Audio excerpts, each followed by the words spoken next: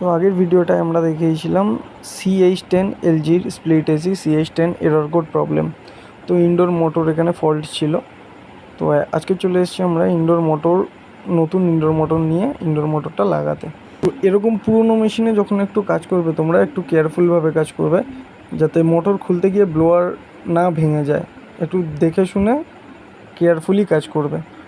তো পুরনো ইনডোর মোটরটা খুলে নেওয়ার পর আমি নতুন একটা ইনডোর মোটর এনেছিলাম, তো ওইটাই এখন ফিটিং করব। ফিটিং করার পর আপনাদের দেখাবো CH10 প্রবলেমটা চলে গেছে। তো মোটরটা ফিটিং করার পর পিসিবিটা ফিটিং করা হবে।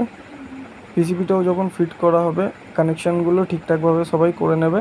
যদি প্রয়োজন পড়ে খোলার সময় তারের কানেকশানের ছবি তুলে রাখবে, যদি পরে ভুলে যাওয়ার কোনো প্রবলেম থাকে তো ছবি তুলে রেখে দিলে তোমাদেরও মনে থাকবে। ঠিকঠাকভাবে দেখে শুনে তারের কানেকশানগুলো করবে যাতে কোনো প্রবলেম না হয়।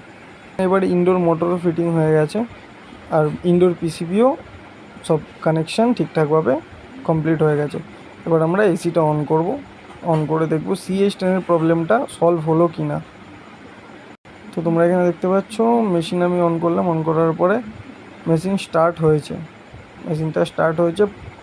মেশিন আবার আগের মতন প্রপারলি ওয়ার্ক করা আরম্ভ করেছে। মেশিন থেকে ব্লোয়ার রোটেশন নিচ্ছে, ব্লোয়ার থেকে হাওয়া ফেলছে। তো এখানে মোটরের যে প্রবলেম ছিল প্রবলেমটা সলভ হয়ে গেছে। CH10 কোডটার প্রবলেম সলভ হয়ে গেছে ইনডোর মোটর চেঞ্জ করাতে। তো মেশিন এখন প্রপারলি ওয়ার্ক করা স্টার্ট হয়ে গেছে।